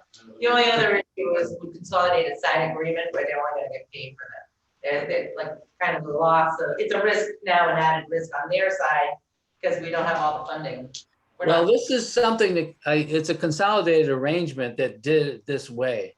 So I really would like to follow up with Sarah on this, and I've already placed a call into Peggy Schaefer, Connect Maine Authority. So if I could maybe just pursue this a little bit, not to make things trickier than they already are, but maybe there's a way to be creative here. Yeah, that doesn't make it trickier. It's a good thing to be aware of. It may come into play, if we can't get to August 2nd, that may be a better Yeah, for us, the second half of things. But I guess the question still remains, do you feel strongly enough about this approach that you want to approach or visit with all of the elected folks? I don't want to be, yes, but visit with the folks in each community and present this to them and say, we would like to shoot for August 2nd individually, but working together outside of an interlocal corporation. So I want to just have a little secondary comment to that question, or a secondary part to that question. In Rangeley yesterday, the voters here allowed us or authorized the select board to talk about an interlocal corporation. They're not bound to do that. They're allowed to do so. I just want to remind folks of that. It's not a binding thing, but they are expecting at some point that we probably will talk about that with them being the voters. So that could be part of this discussion by all means. I'm just curious what your intent is, where you want to go from here. May I ask if you still need to have a vote on a broadband issue involving absentee ballots? Have you discussed that with your? Have not yet. That's actually on one of those timelines. Yeah, that discussion would have that with the select board. Their next meeting is the 21st of June. We were going to ask, but we did not because it didn't matter based on the timeline because we wouldn't make it anyway. That's right. Right? If we decided to stay with interlocal, it would not matter because we would not make the August 2nd. But if you're gonna go for any kind of financing and signing any contracts, you have to bring it before. Yeah, but all I was gonna do, we were gonna ask for was to go for a public hearing versus a private ballot question on July 27th or whatever the date was. Right, which we still might want to do, it just might not be for an interlocal agreement, it might just be for the whole thing. But do you have to do it by that? As of right now, they do, you have to raise it to the select board in June. Next meeting, right? The answer to the question was, they do not have to do it by ballot if the selectmen agree to doing it by person. They answered that last time, but we have to ask them to do that, and then they, yeah. So, I didn't have the first part. yeah, that's okay. The second part of your answer. So that The other does give thing us some time. The other thing is, we really need to look at the state of Maine and not New Hampshire, Vermont. New Hampshire had a lot of funding that was put aside. They came through their pandemic funds last year and they threw it all into broadband. We have funding coming. It's only 50 million. Sounds like a big number. It's not. So let's not get too interested in other locations and stick with Maine. So to answer the question though, would you be interested in pursuing the individual route, or what do you? Yeah, Okay. you know, we've gone so far down this road, and I think we have a better grasp on what the risks are. Rangeley Plantation, do you have any input on whether you would like to approach your elected folks, your elected leadership, your assessors regarding trying to reach the August 2nd deadline outside of interlocal corporation? Are you comfortable with that? Do you want to approach them in the next few weeks with that proposal? It would need to be right away. Yeah. Why? I think they left them. Are they here? I thought they were there. No, yeah, Liz is there. She's on the phone. Why would that have to be in the short term? Well, if you're going to make August 2nd, Yeah, we still have to make August 2nd. Right, but we can have it in July. Oh, yeah, We but don't have, I mean, if we can find that answer out today, it would be Right. helpful, Yes. right? Then we won't have to, we can go down the other route. Hi there, Joe. This is Liz calling in from Rangeley Plantation. And Bubba was really having a hard time hearing the question that you had originally asked for Rangeley Plantation regarding the August bond. Could you please address that again? sure. Can you hear me now? Can you hear me now, Liz? I think she is. Oh, she muted her phone. Okay, so I'll repeat the question. Would Rangeley Plantation have any interest in going for the consolidated contract outside of an interlocal agreement prior to, or with an application date of August 2nd for the bond bank? or irregardless of the application date, right? We're really questioning whether we want to even just do it, right? We're questioning whether each of the towns would be. We don't want to pursue any grants at all and just go ahead and give them money? Is that what you're saying? Well, I don't think grants are off the table, Mr. Keefe. I think the question is, there's a proposal here on the road to talk to the assessors and the selectmen about applying for a bond without having an interlocal agreement. So each town will sign their share of the bond, and the deadline under this proposal is August 2nd. That's the proposal. That's not the only proposal that's out there, but this is the one that has the shortest deadline. That's why I'm asking the question now. We're gonna apply for a grant. We don't know what portion we're gonna pay for it. Now, if we did apply for a grant, we would I'm in a ball. Excuse me, I'm in a ball. You all set? I can hear you, but can you hear me? Yes, we can hear you. So you want to know if we want to apply for a bond and we don't know what portion of the bond we're going to be responsible for? Well, that's a very good question, because you would have to work out what the percentage would be for each town. That's absolutely Which correct. we have to anyway, whether it's interlocal or not. That's No right. matter what, we have to do that. That's right. So you have to figure that out, and you have to figure that out well before August 2nd. So I'm just asking if it's something that you folks, you think that your board would be comfortable with, or something you're comfortable presenting to your board of assessors as an option. Yeah, I'm comfortable presenting anything to the board of assessors. I'm worried about, we gotta have a meeting and the town has to approve any kind of agreement, a bond, or any kind of money we spend. Yes, that's correct. Correct, yeah. Yeah. Okay. Sounds like August is awful soon to me. Okay. But that doesn't really answer the question of whether people feel comfortable with it. I guess, I think we need to divorce the question of the timing and the question of interlocal versus separate. Because. So the timing is critical, because if we are going to do something by August 2nd, I need to know by June 21st. I need to ask the board. But either way, we don't know, we won't, whether we're going for that or not, we need to know whether we're doing interlocal or not interlocal. Let me ask you something. Now, didn't they say that if we got a 50-50 grant on this, that we wouldn't have to go through this and consolidate, would just go on their merry way and go ahead and install this, and we wouldn't have to be involved in it? Isn't that what they said? No, we would have to come up, one way or the other, we've got to come up with $3.8 million somehow. Whether it's grant money, But bond. if they got half of it paid for, That was in a different community. why would they have to have a bond then? They can't put any money toward it? Or they can't borrow any money if they got half of it paid for? That's what I understood they said.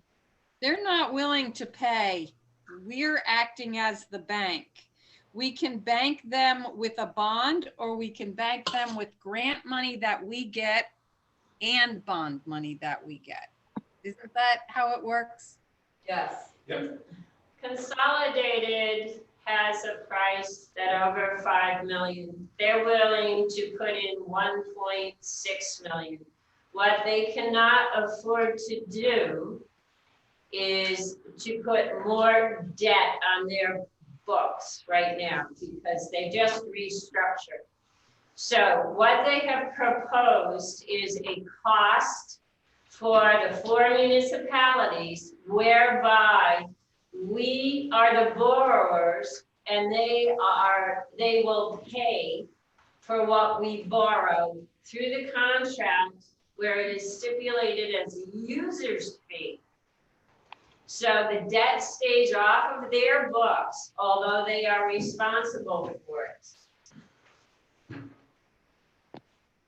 Does that make sense? So I would think at some point they would be able to go on their own if the cost is low enough. No, they can't. What do you mean? They're doing it with other towns, obviously. The other towns they were I talking, realize it's a lot more expensive. We get this.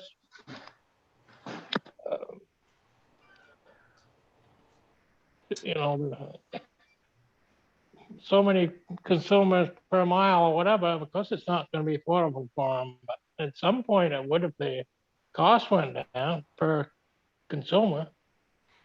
No. I think also when they're speaking of these other towns, they don't have the base that we do, where Consolidated looks at us as a situation where they will have enough subscribers based on their projections to pay the costs of the principal and interest on either a bond or a bank loan. When they're putting out these other examples, they're more rural situations. They have less of a population or a greater territory, and those folks are completely unserved. So they're looking for grant monies because the financial formula for a for-profit company does not work. Our formula for the Rangeley region works in that we have enough potential subscribers. The glitch is that Consolidated cannot borrow and have more debt on their books right now as a company. But they can build the project if we assume the debt and they assume the responsibility to pay for it. Is that That's a good summary. clear? Yeah, it's a good summary. Y'all set with that, Mr. Keith? Well, where did they come up with how many subscribers they're gonna have? That's what I wanna know. That's information that they'll have to get on their own. That's really something that. I mean, if they give that to us, we could show that, well, if they don't get them, then we have to make up the difference, right? No, No, we don't. That's where you're not hearing that. We do not have to make up the difference. That's a risk that they're taking on. They use it for their calculations, but that's their risk. That's nothing to do with us. If only one person signs up, the deal stays the same. And we don't have to ever pay nothing. No, No. right, different. Can I just chime in something? I think where you're remembering where we might have to pay the difference was when we were going to go into the interlocal agreement. Is that correct? No, the interlocal agreement is just a mechanism to get the bond, basically. Okay, I was thinking that at the last meeting, someone had mentioned about if there was a gap in what Consolidated was going to pay and what those bond repayments were, that the interlocal agreement would go after consumers, not really go after, but bill the consumers, and No. that would make up the difference in the money. Do I remember that? Yeah, no, that's not, no. There is cost with making an interlocal agreement, though. I mean, just organizational cost, but that the municipalities would put some money into it. But I remember a conversation being thrown around, and I think that might be what Carrie's thinking of. But right now, if we do not form the interlocal agreement, we just go after some money, then we would not be building that utility-like company type thing. Yeah, right. So Now, I did hear them say they weren't gonna guarantee paying the bond back. They are guaranteeing paying an operational cost that covers the bond. So they are guaranteeing it. They're just not going to use the word bond. Yeah, their auditors won't allow it, Gary. Their auditors don't they wouldn't allow them to write that they're going to be responsible for paying someone else's bond. So in the agreement we signed with them, we would make sure that it said that they are going to cover they told us they're going to cover our legal fees, our bond counsel fees if we go bond, and the principal and interest payments. And they would pay that back, and they actually, he said in this thing, 5 to 10% more would come to our facility to make sure that we could pay those operating costs, those bond costs. So unless they go bankrupt, and even if they do go bankrupt, we're probably okay. So what are we worried about? How much each town's gonna be responsible if we never have gonna pay nothing back? Because we have to go for the bond by 4 municipalities have to go for the bond. So it's not one bond for one amount of money, it's 4 bonds with different numbers. So it's how much portion does Rangeley go for one? It all has to total the total number, whatever that was, 3.7. What's the range of plantation number gonna be? I actually did it out, hold on. We already found that out. We haven't even negotiated. The bond bank, I don't know 100%, but I can almost guarantee you, we're not gonna sit there and say, oh, we're gonna give Rangeley, because they agreed to pay 50%, and the plantations were doing, that they're gonna want exact numbers. Oh, yeah. No, that's not gonna fly. We would have to say, Rangeley's going for 1.8 million. Well, they're gonna wanna see where we got the numbers from. So- It's not because we, Yeah. Rangeley's paying 50 and plantations are paying 50. So Bubba, I took a look, now this is a estimate, it's not a real, it's pretty close though. The total bond was 3.7,202,725. I assumed a percentage rate of 2%, and I assumed some closing costs, which they just told us those closing costs would be the bond bank costs. I think they would be covered. So I don't think we would have to pay them. I then rounded it up to 4 million, so the total bond would be 4 million. Based on consolidated percentage numbers, which is still negotiable, Sandy River Plantation over 20 years bond would be Rangeley Plantation, excuse me, $836,000. So that would be $41,800 a year if worst case scenario, Consolidated went bankrupt, everybody went under, nobody would buy anything, and you had to actually raise taxes, you would be asking for $41,800 to cover that annual cost for the remaining part of that bond. What percentage is that of the whole? I don't know what your total budget is, but right now, they're gonna pay. What percentage is that of the bond is that? What? He's asking what percentage of the entire bond would Rangeley Plantation? Oh, your percentage, they listed at 20.9%. That's way too high. So these are really good discussions. Here's what I think in listening to this. Now that each town is well, not all of them yet, but towns are going to talk about the interlocal corporation. You can talk about this at the same time. I think they're two intertwined conversations that people should be aware of, people being the public. We're well aware of this, but I think the public's going to have some time to get up to speed. And I'm just still kind of curious if you want to pursue this for August 2nd, but I guess we've got a little bit of time to figure that out.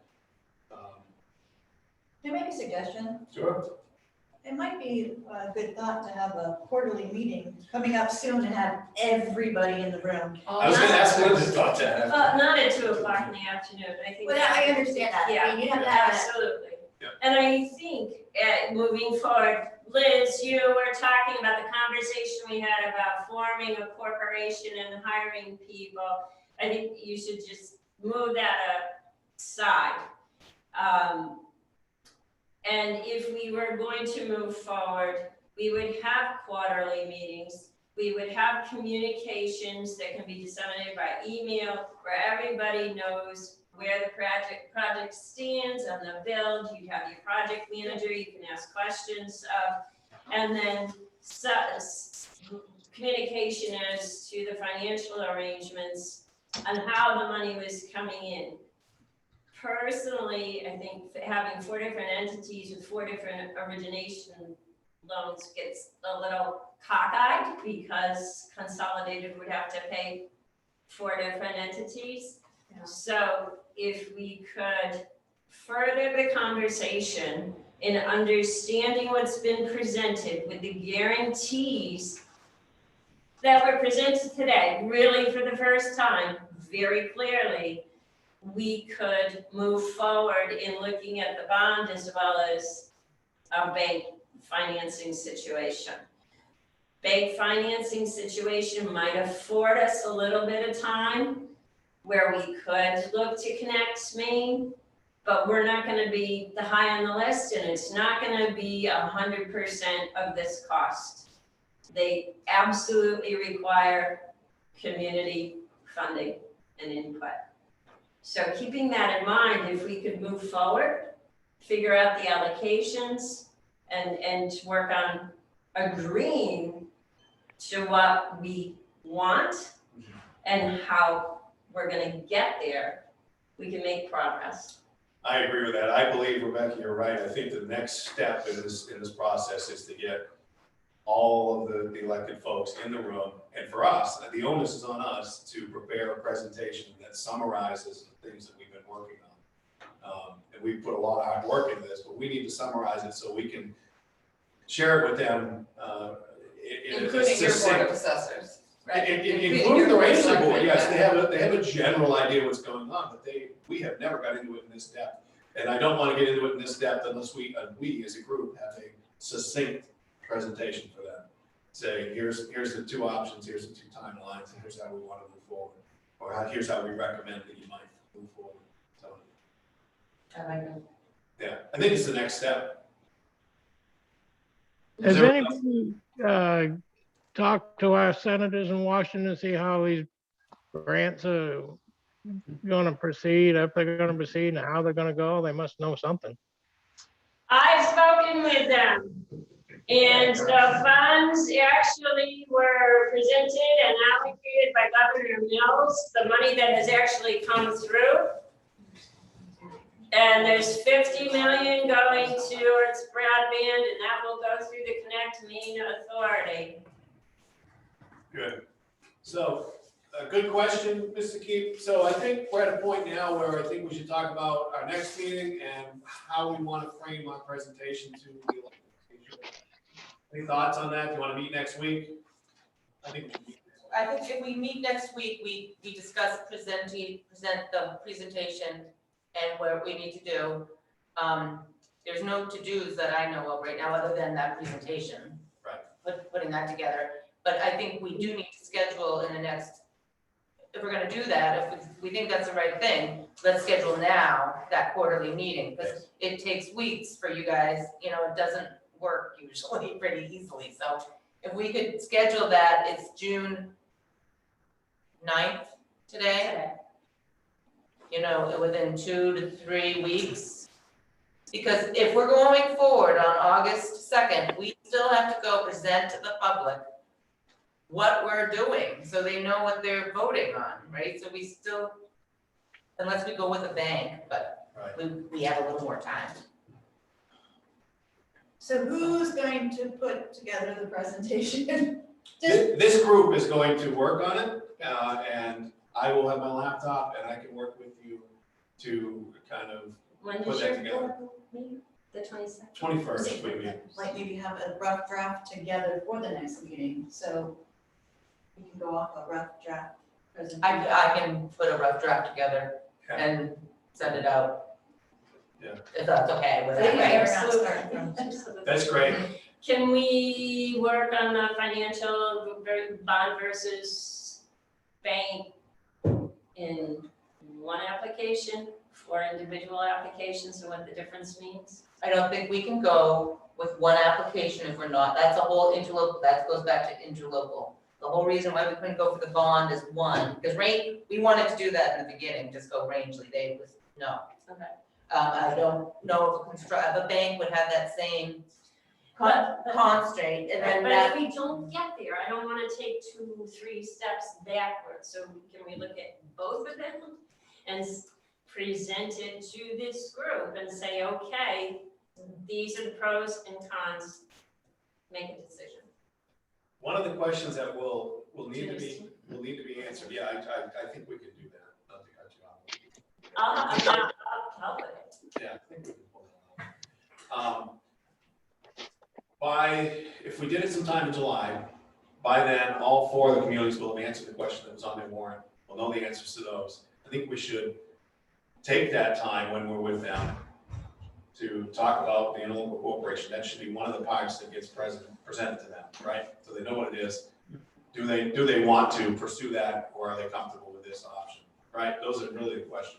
And I would tell the Rangeley Select Board that they should all, I don't know if they can all come, right? Does that then mean they're a select It's a meeting? posted meeting, so it's gonna be. Okay, so if they could all come, because on that, when I've gone to the quarterly meetings, usually one representative from Rangeley comes. And I think it would be better if they were all on track. I would expect that, honestly. That's the way I envision it. This is very important to the Rangeley Select Board. I can assure you of that.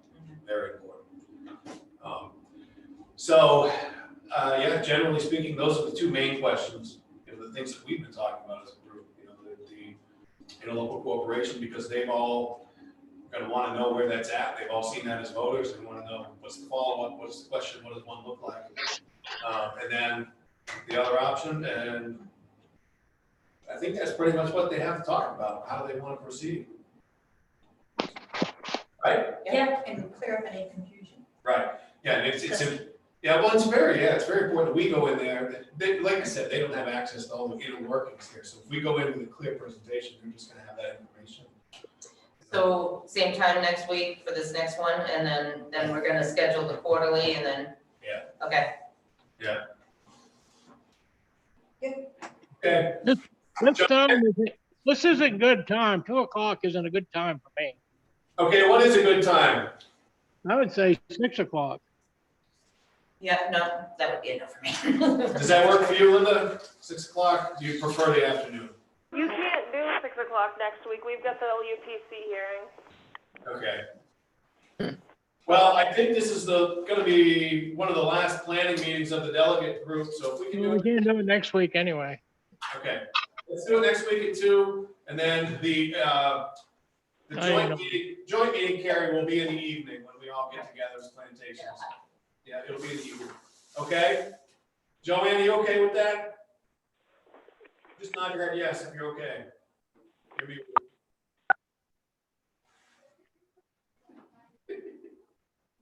2 p.m., June 16th? Correct. I'm good. Very good. We'll see you then. Thank you. Daryl, you okay with that? I am gonna be out of the area, the 12th through the 16th, so I'll try to pop out if I can, but I'm gonna be in the woods. Okay, very good. Anybody else? Okay, thanks, everybody. Thanks, Karen. Yeah.